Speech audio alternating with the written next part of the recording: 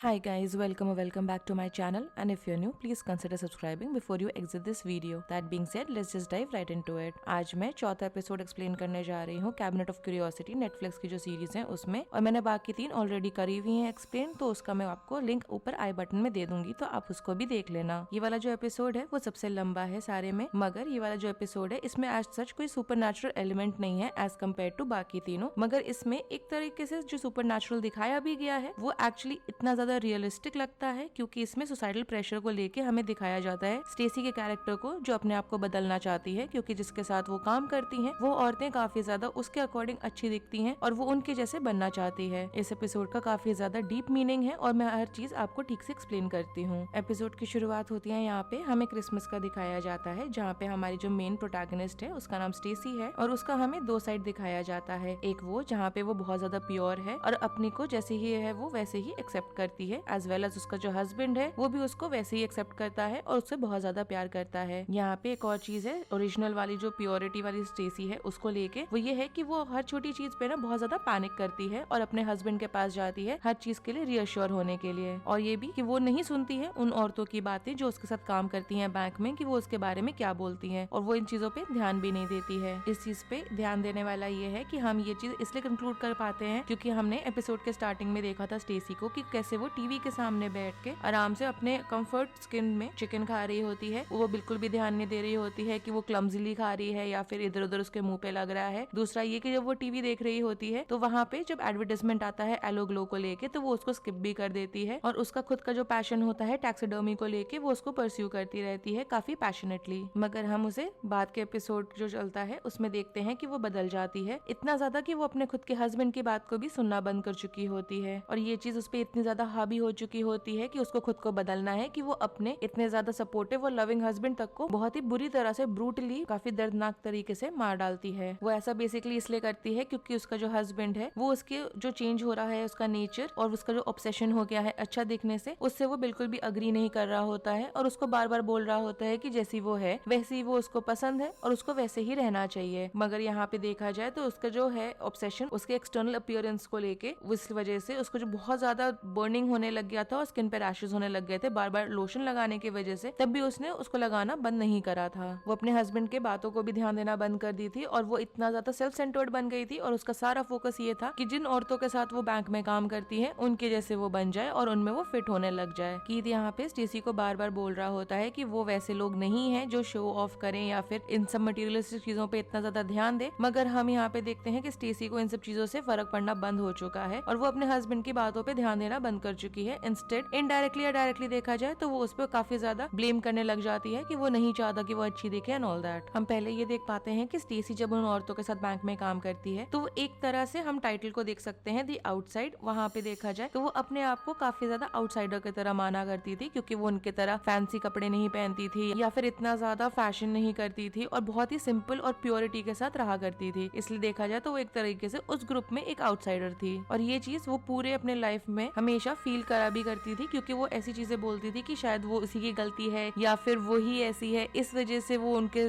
बीच में नहीं है, या फिर उसको कभी इनवाइट नहीं करा जाता है पार्टी में क्योंकि वो ऐसी दिखती है और बाकी सब सही है। इन सब चीजों से हम उसके दिमाग का जो मेंटल स्टेट है वो काफी अच्छे से समझ पाते हैं। यहाँ पे देखा जाए तो उसको एपिसोड के स्टार्टिंग में उसके कोवर्कर ने जो एलो ग्लो का लोशन जो था उसका जो एक सैंपल दिया था या फिर जो उसको क्रिसमस गिफ्ट में बेसिकली दिया था, वो एक्चुअली स्टार्टिंग थी उसकी ऑब्सेशन को लेके, और वो बिलीव करने लग गई थी कि वो उस क्रीम को लगा या उस लोशन को लगा के वो अपने आप को चेंज कर सकती है और उनके जैसे दिख सकती है। यहाँ देखा जाए तो हम एक तरीके से ये समझ सकते हैं कि वो कितना ज्यादा सोसाइटल प्रेशर में आया करती थी कि उसको एक सर्टेन तरीके से ही दिखना है, और ये चीज साथ में जो कमर्शियल हमें दिखाया जा रहा था टीवी पे, बेसिकली जो एडवर्टाइजमेंट टीवी पे चल रहा था एलो ग्लो का, उसके साथ पेयर अप जब करा गया तो बहुत ही ज्यादा डिजास्टरस रिजल्ट लेकर आया। उसको एक लोशन लगाने की वजह से काफी ज्यादा एलर्जीज होने लग गए थे, मगर तब भी उसका जो ऑब्सेशन था उसको उसने बंद नहीं करा। इंस्टेड उसने पूरा कार्टन ही ऑर्डर करा था उस लोशन को लेके, क्योंकि वो अपने अंदर एकदम डीपली बिलीव करने लग गई थी कि वो जो लोशन है उससे वो अपने फिजिकल अपीयरेंसेस को चेंज कर सकती है टू द पॉइंट कि वो उनके जैसे बन जाए और उनके जैसे फिट इन होने लग जाए सोसाइटल नॉर्म्स के अंदर। यहाँ पे हमें तो क्लियरली दिख रहा था कि एक्चुअली में लोशन यूज करने से कुछ होने वाला है नहीं, बिकॉज एक लोशन इंसान के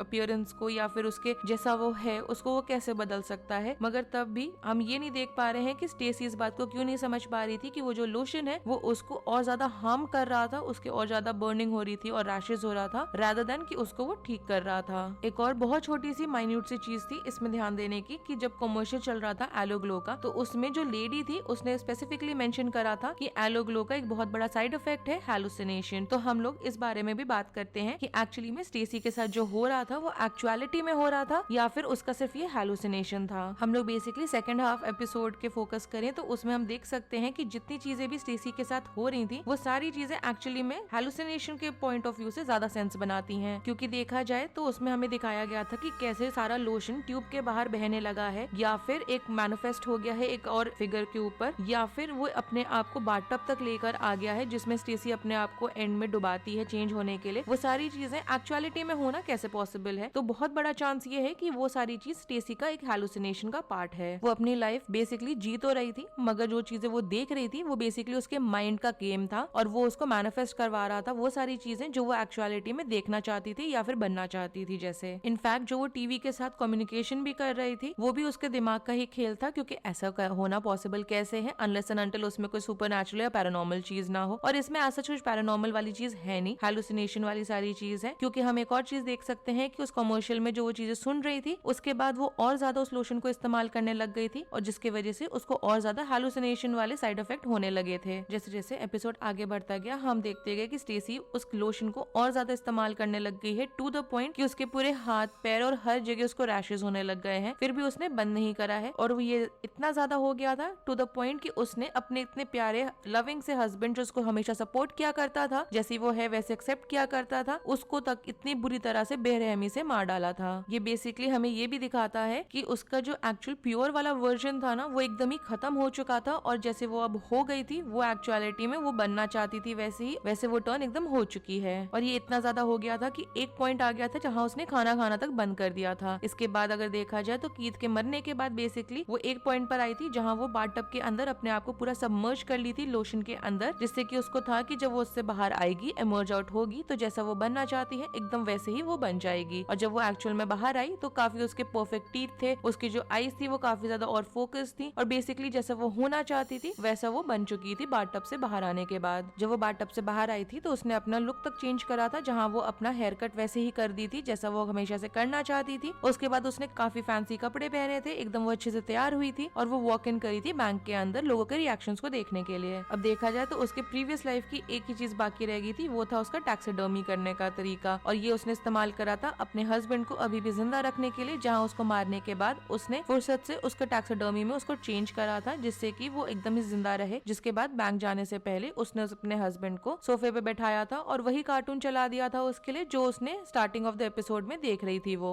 इसके बाद जब वो बैंक में गई थी तो उसके जो तौर तरीके थे वो एकदम ही वैसे हो गए थे जैसे कि जिनके साथ वो काम करती थी उनके जैसे। इनफैक्ट जैसे ही वो बैंक के अंदर आई थी वैसे ही सारे जो उसके को-वर्कर्स थे वो उसके पास आ गए थे और काफी उसके फिजिकल अपीयरेंस को लेके उसको वो पसंद भी करने लग गए थे, टू द पॉइंट कि उसको दिन में लंच पे भी इनवाइट किया गया था। वो ऐसी चीज जो उसको बेसिकली पहले नहीं करी गई होगी कभी। अब हम फाइनल सीन की बात करें तो यहाँ पे हमने एकदम ध्यान से देखा है कि स्टेसी अपने ही को-वर्कर्स के जैसे बन गई है, उनके जैसे गॉसिप करने लग गई है, उसके तौर तरीके और मूवमेंट्स तक उनके जैसे हो चुके हैं, टू द पॉइंट कि वो इतनी ज्यादा खुश है कि हम उसको हल्का सा लेविटेट होते हुए देख पाते हैं हवा में, जहाँ हमें दिखाई देता है कि इस पॉइंट पे वो एकदम अपने ऑप्टिमम तरीके से जितनी वो खुश हो सकती है उतनी ज्यादा खुश है। मगर फिर भी हम एक छोटी सी चीज नोटिस करना भूल जाते हैं इसमें, वो ये है कि उसका रह के जब वो हंस रही होती है तब भी उसके फेस का एक्सप्रेशन चेंज होता जाता है, बीच में ठीक होती है फिर से हंसने लगती है फिर से एक्सप्रेशन चेंज होता है। वो बेसिकली इसलिए क्योंकि वो जो एक्चुअलिटी में जैसी है उस चीज को वो हमेशा के लिए हटा नहीं सकती। मतलब कि ये हुआ कि आप फिजिकली बाहर से कितना भी ज्यादा चेंज हो जाए फिर भी आप अंदर से जैसे हैं आप वैसे ही रहते हैं, और ये चीज हम स्टेसी के साथ बार बार सर्फेस पे आते हुए भी देख पाए हैं। यहाँ पे एक पर्सनली मैं आपको एक बात बताती हूँ, वो ये है कि मेरा यहाँ पे मानना है कि इस एपिसोड के एंड में जब वो एक्चुअली में बैंक के अंदर वॉक इन करी थी पूरे तैयार होके और अपने आप को चेंज पाते हुए, वो बेसिकली उसको लग रहा था क्योंकि वो चेंज हुई है, हमें पूरा एपिसोड उसके प्रोस्पेक्ट से दिखाया गया है तो हम उसको चेंज होते हुए भी उसके प्रोस्पेक्ट से देख रहे हैं। बल्कि ये हो सकता है कि एक्चुअलिटी में वो सारी चीज एक हैलुसिनेशन है और वो उतना ज्यादा तैयार होके या फिर एकदम परफेक्ट होके बैंक में वॉक इन नहीं की है, बल्कि वो एकदम ही बुरी हालत में अंदर गई है अपने हस्बैंड को मारने के बाद। अपने बाल उसने काटे हैं जो उसको लग रहा है काफी परफेक्ट तरीके से काटे हैं, बल्कि यहाँ पे हो सकता है वो बहुत शैबी लुक में अंदर गई है, और जो उसके को-वर्कर्स हैं जो उसके अच्छे से फसाड को देख के उसके तरफ आए हैं, हो सकता है कि वो सारे उसकी जो बुरी हालत है उसको देख के एक बार के लिए उसके पास आए हैं, क्योंकि हमें एक डायलॉग, एक कॉन्वर्सेशन भी सुनाई पड़ा था जहाँ पे उसके कोवर्कर ने बोला था कि क्या तुम देख रहे हो हमारे सामने क्या है। उससे भी ये चीज काफी अच्छे से प्रूफ होती है कि वो सारा कुछ एक हेलुसिनेशन था और एक्चुअली में स्टेसी एकदम ही हो सकता है इच के साथ या रैश के साथ, एकदम रेड ब्रूजेस के साथ बैंक के अंदर एकदम डिशेवल्ड वे में वॉक इन की है।